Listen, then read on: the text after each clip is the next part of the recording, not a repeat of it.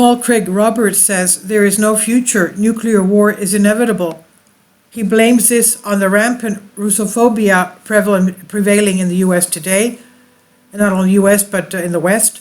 Enjoy your life. Don't worry about the future because there is no future for the U.S. A former White House official called on U.S. citizens in an article on his personal website.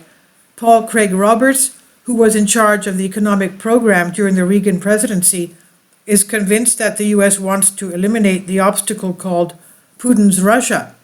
However, according to him, but also according to what common sense dictates, this will inevitably lead to a nuclear war. He says Washington's propagandists blame Russia for everything. The neocons in Washington are completely out of touch with reality and therefore dangerous because they completely control U.S. politics, he says.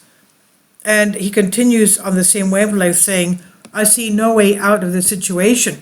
Neocons control all the major government agencies, the National Security Council, the Pentagon, the State Department. They control the U.S. media, think tanks, and foundations. Republicans are stepping in. The Kremlin has recognized the situation and is preparing to exterminate the enemy who wants to destroy Russia. So there is little that can be done. All possible solutions to the problem are unrealistic or will not work because the situation is hopeless. He says, what can be done? The Kremlin no longer believes or trusts Washington, so the Russians would not believe any assurances that everything was wrong.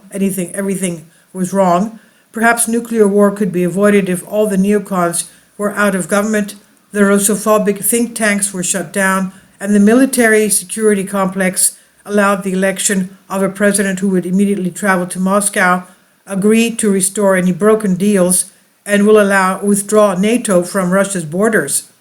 End quote. And this I've translated for you from a Greek article. Please leave your comments, and thank you for your support.